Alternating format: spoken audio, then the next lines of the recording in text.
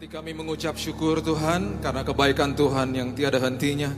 Mengucap syukur buat kehidupan kami, apa yang kami sudah lewati di tahun 2017. Dan menatap dengan teguh karena kami tahu di tahun ini Tuhan banyak kepastian yang Tuhan berikan dalam hidup kami. Dunia menawarkan ketidakpastian, tapi di dalam Kristus ada kepastian. Kami berjalan di atas kebenaran, kami diteguhkan oleh Tuhan, kami dibuat kuat dan perkasa. Strong and courageous. Terima kasih Bapa, kami sambut firman-Mu, firman yang membawa kemerdekaan bagi hidup kami hanya di dalam satu nama, Yesus Kristus Tuhan kami berdoa. Kita sama-sama katakan, amin. Haleluya. Silakan duduk. Shalom. Happy New Year. Saudara pasti masuk tahun ini, saudara mulai punya rencana, banyak resolusi yang saudara buat. Di awal tahun biasanya banyak janji-janji yang kita buat kepada diri kita sendiri. Dan biasanya 1-2 bulan kita lakukan, setelah itu kita mulai kendor lagi. Biasanya seperti itu. Banyak yang kalau saya baca di survei di seluruh dunia, nomor 1 adalah mengurangi berat badan katanya kalau resolusi. Tapi biasanya awal bulan pertama, kedua, ini menurut survei ya, mulai disiplin, tapi mulai bulan ketiga, keempat mulai balik-balik lagi. Tapi saya percaya di tempat ini semuanya konsisten di dalam Tuhan. Oke, tahun 2018 kita harus menatapnya dengan penuh gairah, karena kita tahu bahwa kita berjalan bersama Yesus. Dan oleh sebab itu kita harus masuk ke dalam sebuah tatanan kerajaan surga yang bisa membuat kita luar biasa di dalamnya. Kalau kita bicara waktu, kita bicara tahun baru, itu kita bicara zona waktunya manusia. Zona waktu manusia itu sangat terbatas, disebutnya kronos. Kronos itu betul-betul membatasi kita. Kita dibatasi sama umur, kita dibatasi sama waktu, satu hari ada 24 jam, satu tahun ada 365 hari, dan kita semua gak bisa keluar dari situ. Dan kita dibatasi waktu. Di dalam kota demi kota juga ada zona waktunya, time zone. Kemarin saya terbang dari Singapura kemarin sore, langsung ke Surabaya, tiba di sini jam 8 malam, punya perbedaan waktu 1 jam. Jadi sampai Surabaya langsung harus ganti semua waktu biar semuanya tepat. Karena saya harus pasang alarm tadi pagi, harus bangun on time. Kalau enggak nanti kebablasan, waktunya salah. Kalau saudara pernah terbang dari benua Amerika, bisa 12 sampai 16 jam perbedaan waktu. Makanya ada istilah namanya jet lag. Saudara harusnya tidur ketika sampai di Indonesia siang hari.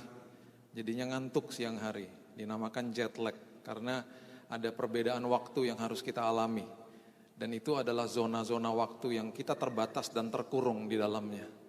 Tapi kita menyembah Tuhan yang tidak bergerak di dalam zona waktu manusia. Dia bergerak di dalam zona waktu kerajaan surga. The kingdom zone atau kingdom time zone. Kerajaan surga mempunyai waktu yang disebut kairos. Nah, kairos ini luar biasa. Dia tidak ada past, present, and future. Tidak ada masa lalu, sekarang, dan seterusnya. Dia adalah time zone di mana zona waktunya itu betul-betul tidak dibatasi oleh apapun. Karena Tuhan adalah Tuhan yang tidak terbatas. Oleh sebab itu ketika kita bisa masuk ke dalamnya, kita bisa mengalami hal-hal yang dahsyat.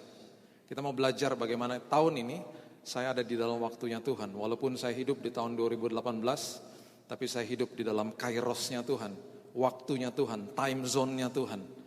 Bagaimana saya bisa melakukan itu? Saya harus ada di dalam tempat yang aman dan nyaman, supaya saya bergerak di dalam kemenangan demi kemenangan. Buka bersama-sama saya di Lukas pasal yang ke-10, ayat 38 sampai 42. Lukas 10 ayat 38 sampai 42. Firman Tuhan katakan begini. Ketika Yesus dan murid-muridnya dalam perjalanan, tibalah ia di sebuah kampung. Seorang perempuan yang bernama Marta menerima dia di rumahnya. Ya, perlu saudara catat, nanti kita baca di kitab Yohanes. Ini rumahnya ada di kota yang namanya Betania. Itu ada di sebelah timur kota Yerusalem. Ya, Betani. Perempuan itu mempunyai seorang saudara yang bernama Maria. Maria ini duduk dekat kaki Tuhan. Garis bawah ya kata-kata ini. Duduk dekat kaki Tuhan dan terus mendengarkan perkataannya. Dalam pelajaran ketika saudara menarik pelajaran bahasa asli daripada kata ini, duduk dekat kaki Tuhan, itu adalah the Greek verb atau bahasa Yunani kata kerja, yaitu yang mengatakan bahwa itu adalah kata parakatiso. Parakatiso adalah duduk bukan di sebelah, tapi duduk di kaki Tuhan dengan posisi mendengar, posisi antusias, posisi yang secara verb, secara kata kerja terus dan terus berusaha mendengar.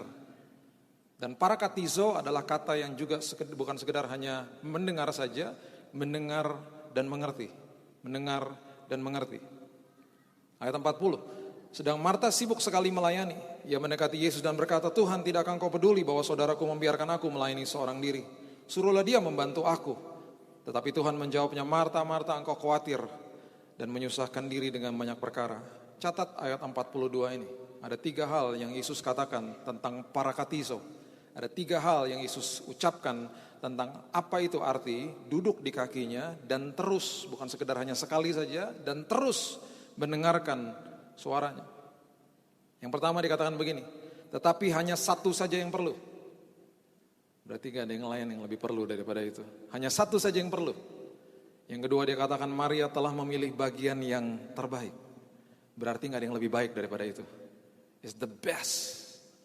Yang tidak akan diambil daripadanya, itu yang ketiga. Hanya satu saja yang perlu. Tidak ada yang lebih baik daripada itu. Dan itu tidak bisa diambil daripadanya. Apa itu? Duduk di kaki Tuhan. Dan terus mendengarkan perkataannya. Parakatizo. Saya gak begitu setuju sama beberapa seminar yang berjudul datang ke seminar ini, belajar bagaimana mendengar suara Tuhan. Ketika ada orang tanya sama saya, bagaimana bisa mendengar suara Tuhan, Pak? Saya katakan saya tidak bisa jelaskan secara konkret. Saya nggak bisa jelaskan bahwa tutup mata, nanti engkau berdoa selama 2 menit, engkau akan dengar suara-suara pelan-pelan, kemudian engkau berdoa lagi, masuk lagi, dalam hadiratnya sekitar 15 menit, kau bisa mendengar tiba-tiba suara Tuhan. Kalau engkau mujur, mungkin dalam waktu setengah jam kau bisa melihat penampakan. Nggak ada formula seperti begitu. Kenapa anak-anak saya bisa mengerti bahasa tubuh saya? Kenapa anak-anak saya bisa mengerti ketika saya berkomunikasi dengan mereka? Kenapa anak-anak saya bisa mengerti ketika saya memberikan instruksi kepada mereka? Karena ada hubungan intim. Karena ada parakatizo. Karena ada duduk di kaki Tuhan dan terus mendengarkan suaranya. Dengan kata lain, dia bukan sekedar hanya mendengar, dia berusaha untuk mengerti. Itu parakatizo artinya. Ketika anak-anak masih kecil, mereka mulai hubungan intim dengan saya dan mamanya. Dan kemudian kita mulai kasih tahu bahasa verbal dan non-verbal. Dan akhirnya betul-betul mereka bisa mengerti dan memahami apa yang kami suka dan apa yang kami tidak suka. Contoh, ketika mereka ada di dalam sebuah perkawinan, pesta. Ketika mereka masih kecil-kecil, mereka mulai berlari-lari. Lari. Saya gak suka.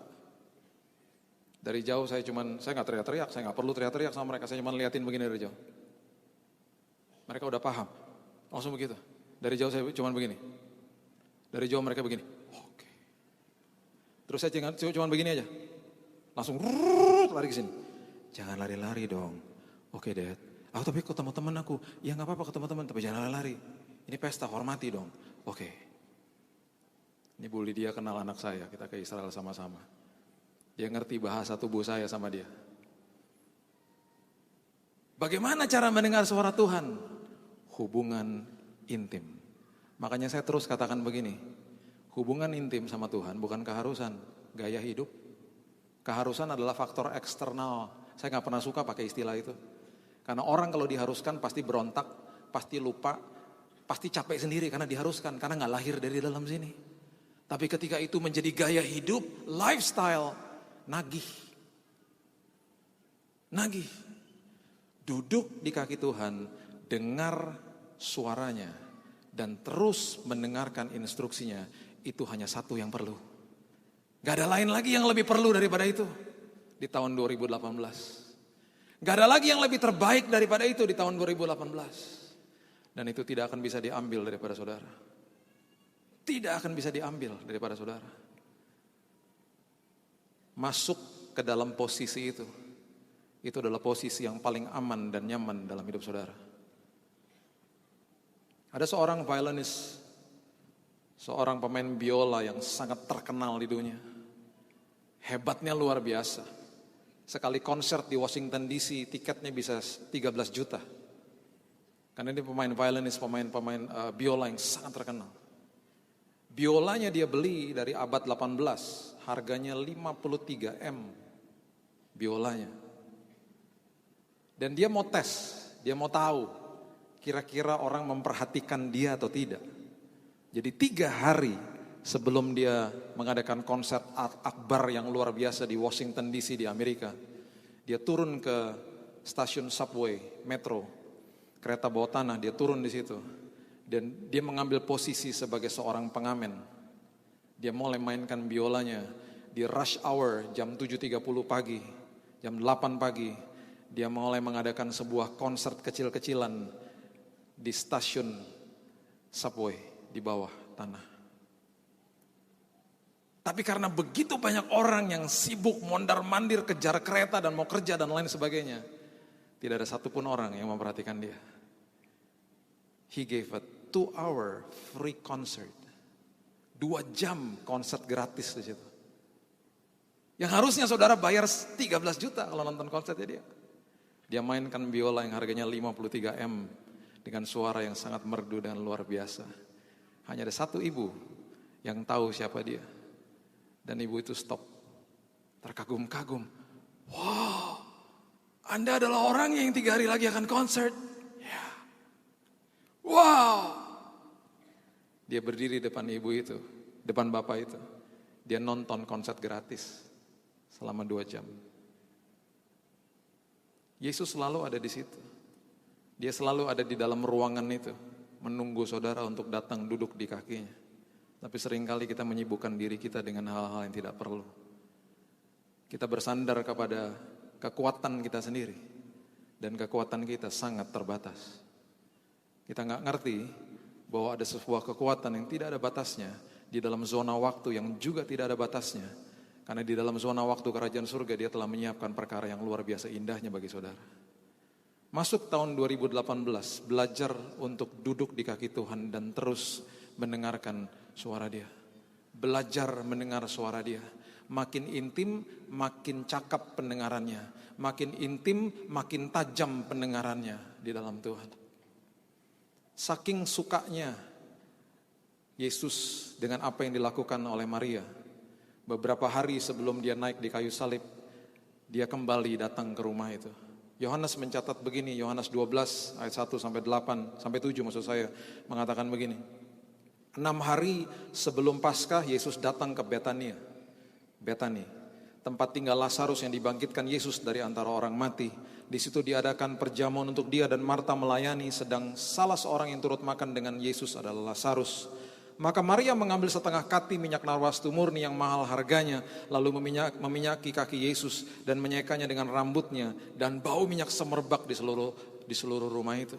Minyak narwastu harganya sangat mahal dan yang kecil saja kalau tumpah itu bisa seminggu gak hilang-hilang. Ini setengah kati diusapkan, diseka di atas kaki Yesus. Ayat berikutnya, tetapi Yudas Iskariot, seorang dari murid-murid Yesus yang akan segera menyerahkan dia, berkata, mengapa minyak narwastu ini tidak dijual 300 dinar, uangnya diberikan kepada orang-orang miskin? Hal itu dikatakan bukan karena ia memperhatikan nasib orang-orang miskin, melainkan karena ia adalah seorang pencuri. Ia sering mengambil uang yang disimpan dalam kas yang dipegangnya. Perhatikan ayat yang ke-7, respon daripada Yesus. Dikatakan begini, maka kata Yesus, biarkanlah Maria melakukan hal ini mengingat hari penguburanku. Ini ada sebuah pernyataan yang luar biasa yang pada hari itu saya yakin Maria juga nggak ngeh dan nggak sadar. Kenapa? Karena rupanya pernyataan ini adalah pernyataan favor. Sebuah perkenanan Tuhan yang luar biasa yang diberikan hanya satu-satunya kepada wanita Yahudi, yaitu kepada Maria. Merupakan kehormatan yang luar biasa bagi wanita-wanita Yahudi untuk membubuhi rempah-rempah atau wangi-wangian kepada tubuh jenazah kerabat, sahabat atau keluarga mereka.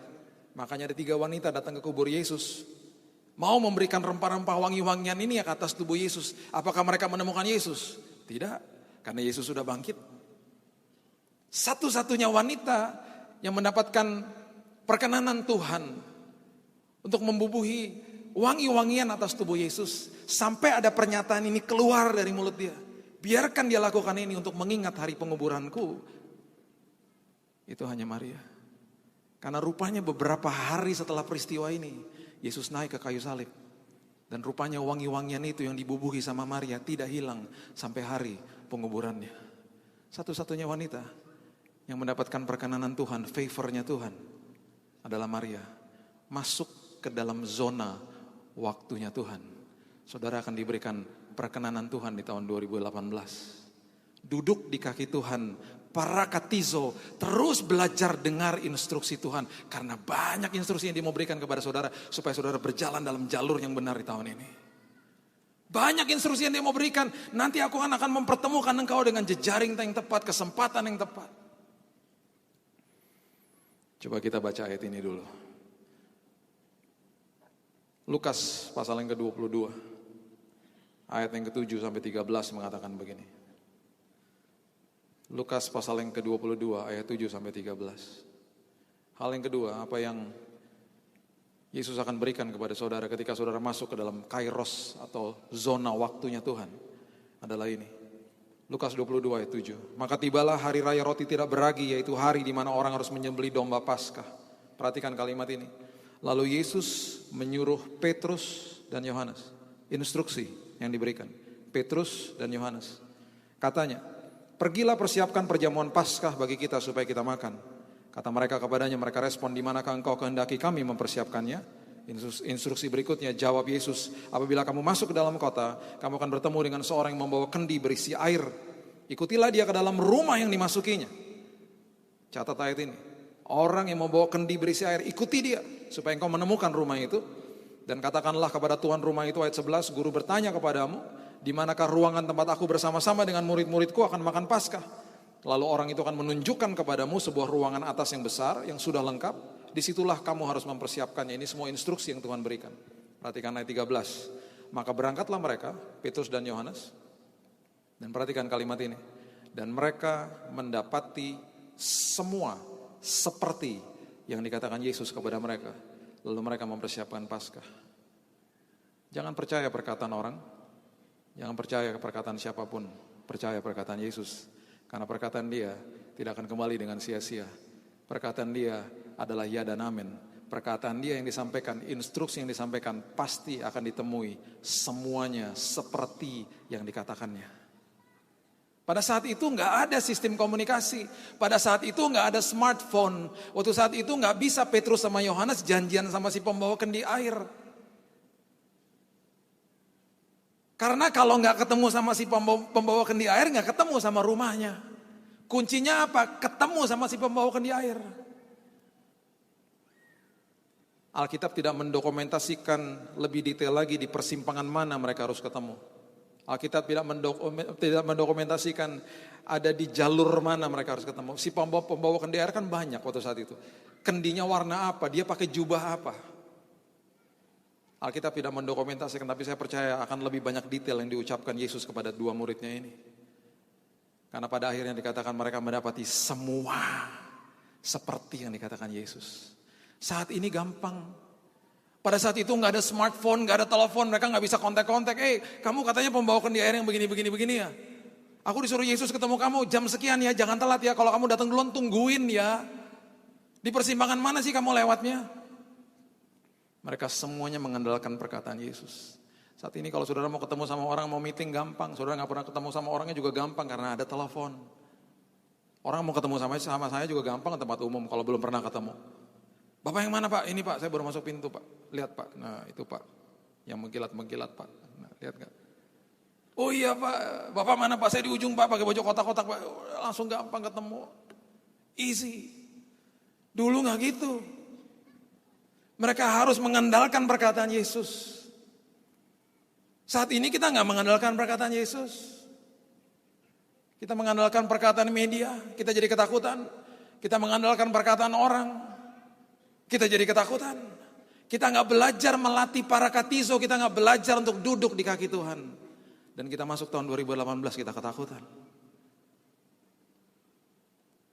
Padahal dikatakan semua seperti yang dikatakan dia. Saudara, akhirnya mereka ketemu sama si pembawa kendi air dan ketemu sama rumah itu.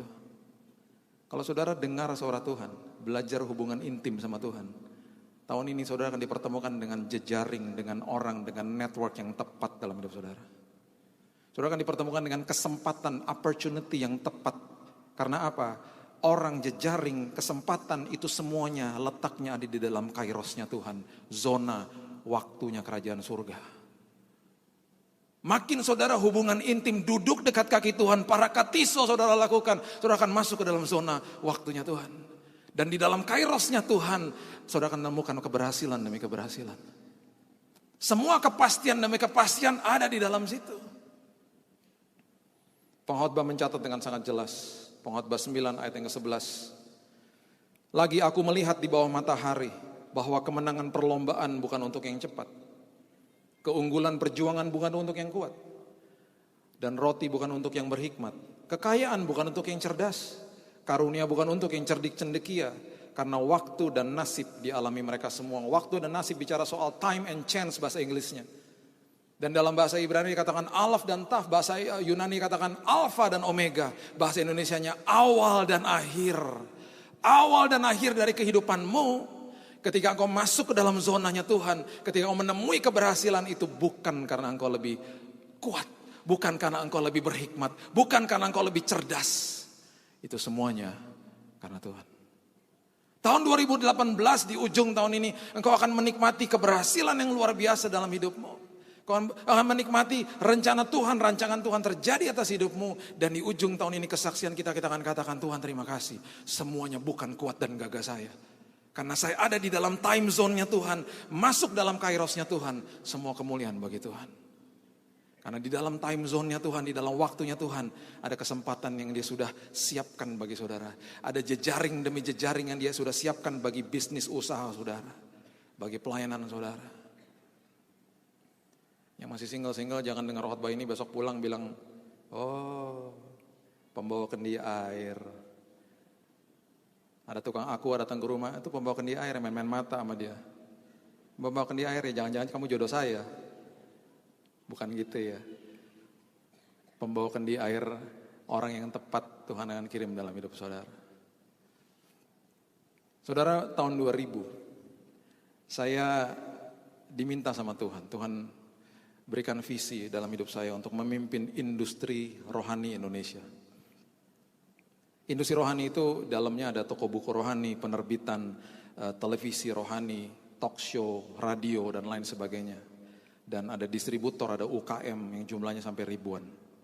Dan industri ini gak pernah ada asosiasinya. Industri ini berdiri sendiri dan kemudian tahun 2000 Tuhan katakan, ayo buat, karena industri ini adalah industri yang menopang gereja. Ketika gereja butuh Alkitab, gereja lari ke industri rohani, gereja butuh kaset-kaset atau buku atau peralatan gereja, sekolah minggu dan lain sebagainya, gereja akan lari ke industri rohani. Dan industri ini tidak terregulasi, industri ini masih kacau balau, masih berdiri sendiri-sendiri, ada pembajakan juga terjadi dan lain sebagainya. Ayo diluruskan. Jadi akhirnya saya panggil teman-teman dari semua industri rohani, kita kumpul dan kita mulai ngobrol. Mereka bilang, Pak, karena ini visi yang Tuhan berikan kepada Bapak pimpin aja Pak. Bapak jadi presidennya Pak, asosiasi. Oke, saya jalankan itu. Dan kemudian saya bilang, Tuhan udah terbentuk ya. Kita buat sistem diskon yang tepat, kita buat regulasi yang membajak produk, kita singkirkan, kita berikan teguran dan lain sebagainya. Jadi kita buat bersih pokoknya, industri rohaninya. Kita buat dengan integritas ilahi. Tuhan bilang begini, oke, sudah selesai. Sekarang kamu harus buat convention. Convention? Iya. Seperti Pekan Raya Jakarta konsepnya, tapi orang masuk ke dalam semuanya barang-barang rohani. Kasih tahu gereja, undang gereja, supaya gereja tahu bahwa ada industri rohani yang bergerak di Indonesia. Saya berdoa lagi, di mana Tuhan? Itu tahun 2008. Tuhan bilang, buat di tengah kota. Di tengah kota di mana? Tengah kota Jakarta. Iya, di mana? Istora, kata Tuhan. Saya bilang lagi, Tuhan, Istora sewa seharinya ya 120 juta.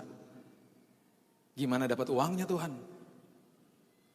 Tuhan terus bicara. Terus saya bilang begini, oke, kalau ini dari Tuhan, saya minta dua hal Tuhan. Saya gak mau berhutang, dan saya gak mau ngemis-ngemis minta uang. Itu bukan ciri saya. Saya diajarkan sama orang tua saya gak begitu. Saya gak mau ngemis-ngemis minta uang, minta donation, Dan saya nggak mau pinjem Tuhan. Nggak mau. Saya serahkan sama Tuhan. Akhirnya tim kami buat paket sponsor. Karena dari sewa booth-nya aja nggak cukup uangnya. Paket sponsor. Waktu kami sodorkan kepada potensi sponsor, nggak ada satupun yang mau. Mereka katakan begini, Pak, udah pernah buat nggak? Belum. Nah, bagaimana kami tahu ntar berhasil atau tidak? Nggak mau dulu lah. Gitu. Yang kedua, namanya aja udah Indonesian Christian Retail Expo. Ada nama Kristennya Pak. Nggak mau produk atau jasa kita diasosiasikan dengan nama Kristen. Bahaya Pak, nggak bagus. Tolak sama semua. Nggak ada sponsor. Ketar-ketir nggak? Oh jelas. Seminggu sebelum acara dimulai, saya dipanggil ke Mabes Polri. Pak, kami mau memberikan izin keramaian. Tapi ini acara apa ya Pak ya? Kalau KKR kami tahu Pak, ini acara apa Pak? Nggak pernah ada di Indonesia. Betul Pak, ini seperti Pekan Raya Jakarta Pak, PRJ. Tapi ketika Bapak masuk ke dalamnya Pak penuh dengan barang-barang rohani Pak. Hanya barang-barang rohani Kristen Pak. Oh gitu, ngerti. Dibuatkan, seminggu sebelumnya keluar izin keramaian. Dana masih tekor. Seminggu sebelum itu, ada teman saya yang udah lama saya gak pernah ketemu. Dia telepon saya. Dia bilang gini, Bill, kamu lagi buat acara ya? Aku dengar. Iya, ini aku baru lewat di Jalan Sudirman. Umbul-umbulnya di mana-mana. Ya, udah beres semuanya. Udah, saya bilang gitu. Keuangannya udah beres. Nah, itu belum, saya bilang gitu. Kamu kenapa gak ngomong? Ya, saya malu ngomongnya. Saya gak tipe minta-minta soalnya. Berapa sisanya? Saya sebutkan angkanya.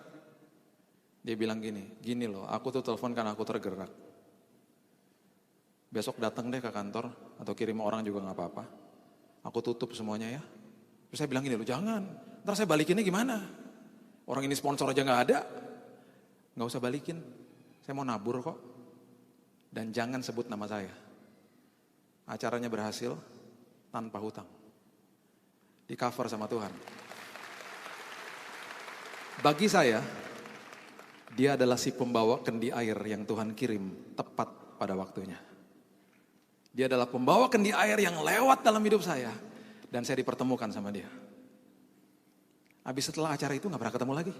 Gak pernah ketemu lagi. Cuman kontak-kontak lewat WA aja, gak pernah ketemu lagi. 6 bulan setelah itu saya dipanggil ke Amerika. Karena yang hadir di acara itu 15.000 orang. Di Amerika selalu setiap tahun kami punya acara bersama-sama karena semua asosiasi dari seluruh dunia kumpul. Dan mereka membuat acara besar tahunan di sana.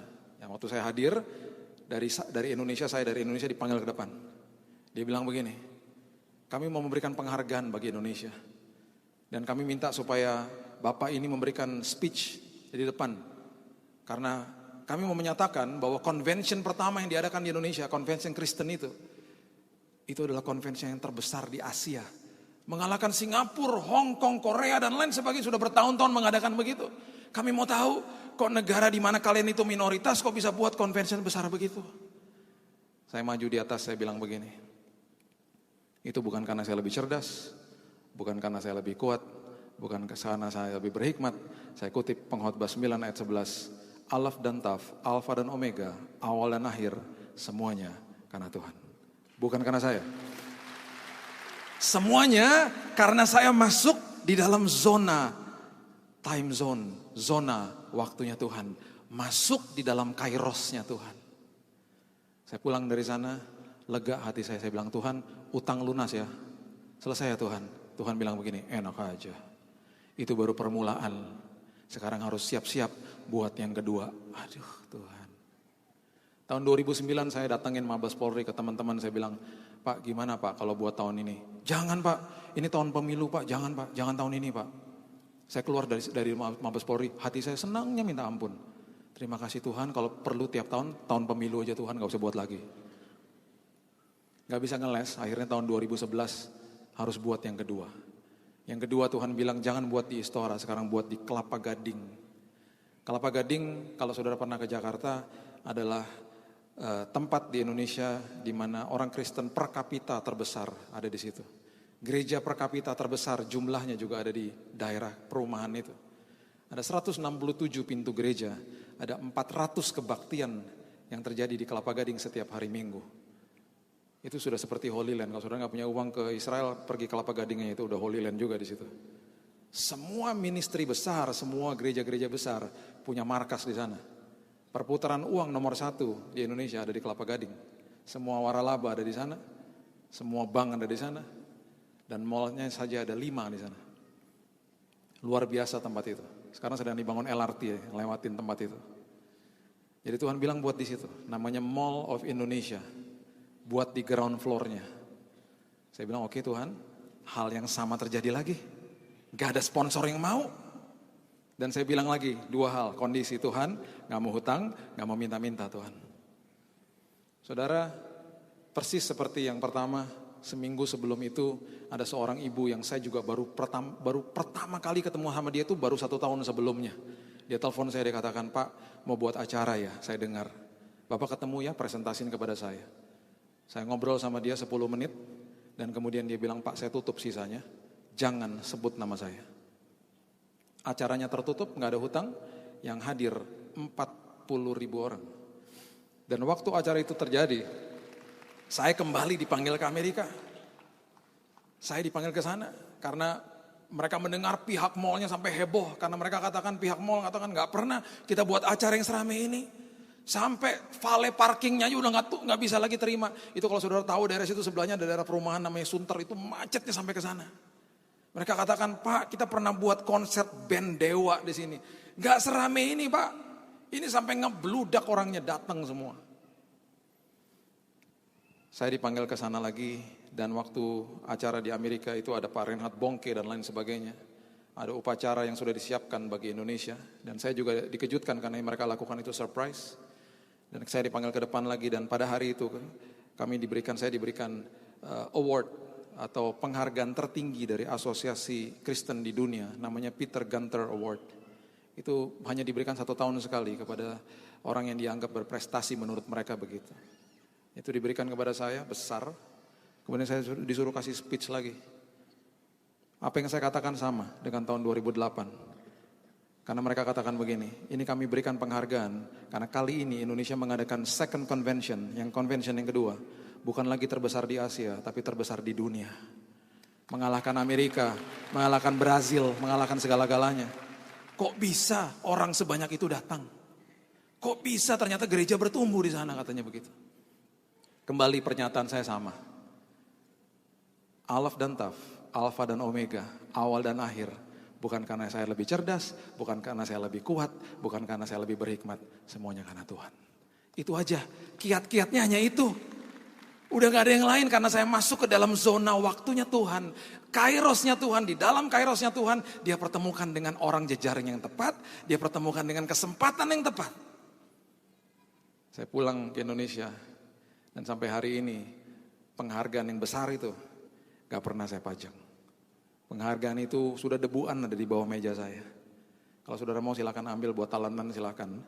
Saya gak butuh karena ada nama saya di situ. Kolega saya, keluarga saya bilang sama saya, itu penghargaan tertinggi loh. Kenapa kamu gak bangga? Taruh dong di tembokmu. Saya bilang saya gak akan pernah bangga. Karena semua keberhasilan itu bukan karena saya. Kalau nama di piagam itu diganti dengan Yesus Kristus baru saya pajang. Karena ada nama saya di situ, saya tidak akan pernah pajang. Udah debuan, saya gak peduli, saya gak pernah lihat lagi.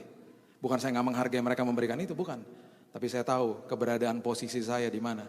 Karena semua keberhasilan itu karena Kristus. Semuanya karena Tuhan, semuanya karena saudara dan saya masuk ke dalam zona waktunya Tuhan.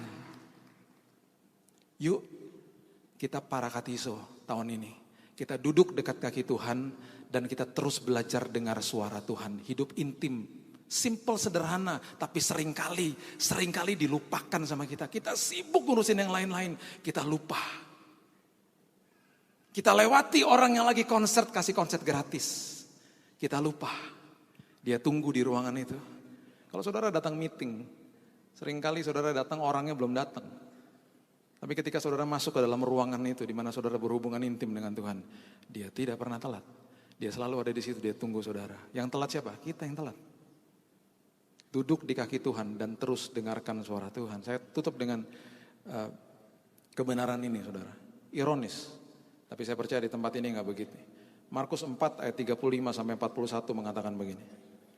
Markus 4 ayat 35 sampai 41. Murid-murid Yesus yang dekat dengan Tuhan adalah gambaran bagaimana gereja yang selalu mengatakan bahwa saya juga dekat dengan Tuhan. Saya datang ke gereja, tapi banyak orang di gereja tidak mengerti bagaimana mereka hidup intim. Mereka nggak ngerti, mereka duduk di kaki Tuhan. Mereka nggak ngerti bagaimana mereka belajar mendengarkan suara Tuhan. Markus 4 ayat 35, pada hari itu waktu hari sudah petang, Yesus berkata kepada mereka, marilah kita bertolak ke seberang. Perhatikan kalimat ini, marilah kita bertolak ke seberang. Yang keluarkan kata-kata itu siapa? Yesus. Ketika Yesus mengeluarkan sebuah kata, itu adalah firman yang tidak akan kembali dengan sia-sia.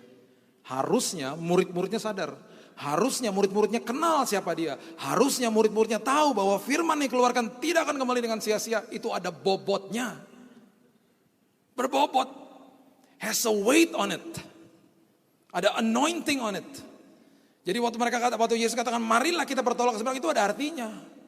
Gak seperti waktu saya katakan, kalau saya katakan yuk kita bertolak ke seberang, saya nggak pernah bisa kasih jaminan sama saudara bahwa kita pasti sampai ke seberang dengan selamat, nggak bisa. Tapi ketika Yesus yang bicara marilah kita bertolak ke seberang, itu artinya kita pasti sampai ke seberang dengan selamat. Karena Yesus yang kasih tahu, Yesus yang ngomong, Yesus yang bicara, firman yang keluar. Setiap kali firman yang keluarkan dari mulutnya ada jaminan. Kenapa dia katakan begini? Karena memang dia mungkin sedang capek, dia sebentar lagi akan mau tidur. Apakah dia tahu akan ada badai? Tahu. Apakah dia tahu sebentar lagi akan badai menyembur masuk ke dalam perahu itu? Dia tahu nggak? Tahu, dia maha tahu kok.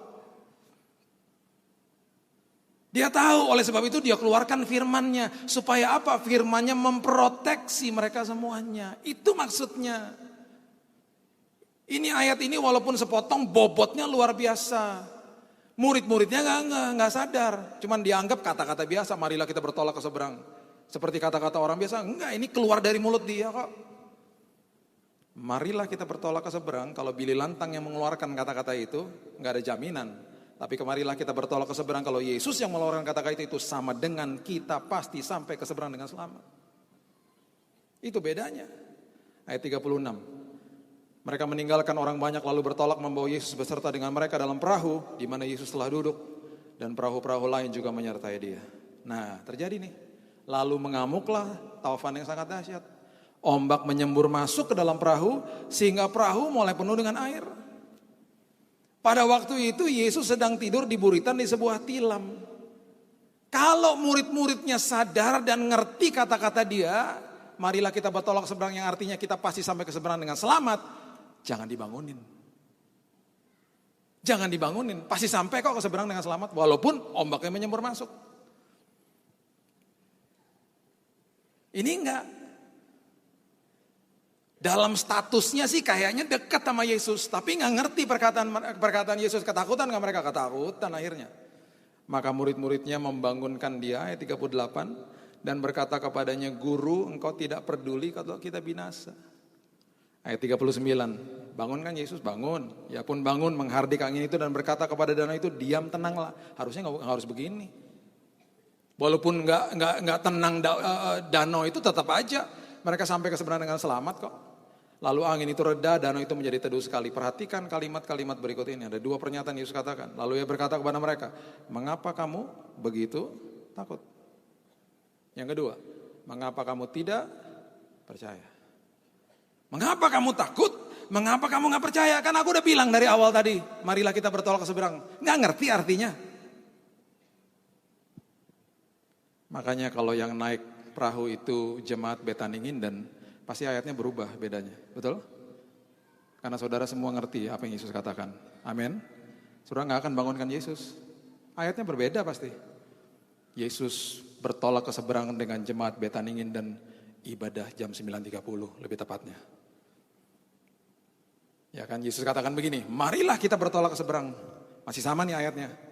Ya, kemudian lalu mengamuklah taufan yang sangat dahsyat ayat 37. Dan ombak menyembur masuk ke dalam perahu sehingga perahu mulai penuh dengan air. Ayat 38, pada waktu itu Yesus sedang tidur di buritan di sebuah tilam. Nah di sini mulai berubah ayatnya. Maka jemaat Betaningin dan gandengan tangan dan mulai berteriak satu sama yang lain. Jangan bangunkan Yesus. Pasti gitu saudara, amin. Jangan bangunkan ada jemaat satu yang datangnya cuman kalau lagi Paskah sama Natal doang, imannya nggak pernah bertumbuh. Dia sendiri yang berteriak, bangunin dong yang bener aja. Semuanya berteriak, jangan. Tadi dia udah berfirman, marilah kita bertolak ke seberang. Semuanya pada begini-begini pegangan tangan. Yang artinya adalah semuanya rame-rame katakan, kita pasti sampai ke seberang dengan selamat. Gitu-gitu.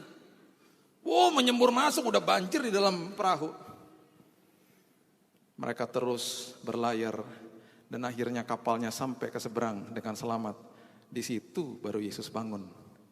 Dia bangun dan dia katakan, wahai jemaat Betaninginden, besar imanmu, luar biasa engkau. Dahsyat engkau. Karena engkau mengerti instruksiku. Engkau mengerti apa yang aku katakan. Karena engkau selalu intim denganku. Tahun 2018 akan ada badai. Pasti ada badai. Tapi saya percaya ketika saudara masuk ke dalam zona waktunya Tuhan, saudara dan saya sampai ke seberang dengan selamat.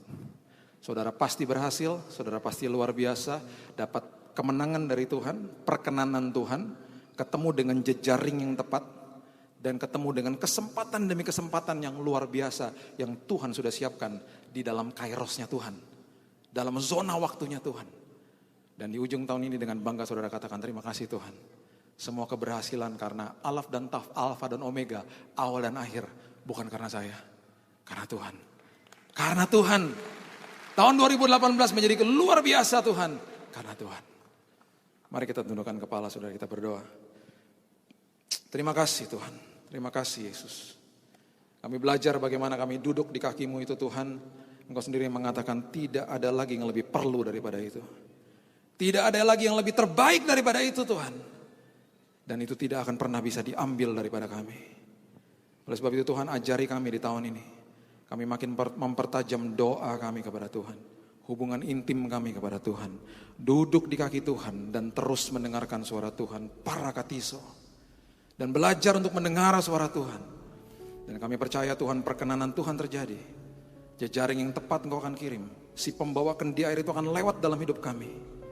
Dan ada kesempatan-kesempatan yang luar biasa. Dan walaupun ada badai Tuhan, kami akan sampai ke seberang dengan selamat.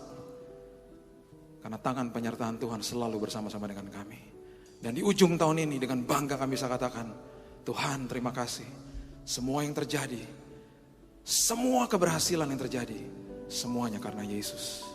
Bukan karena kami cerdas, bukan karena kami lebih kuat, bukan karena kami lebih berhikmat, tapi semuanya karena Yesus. Meteraikan ini dalam hidup kami Tuhan.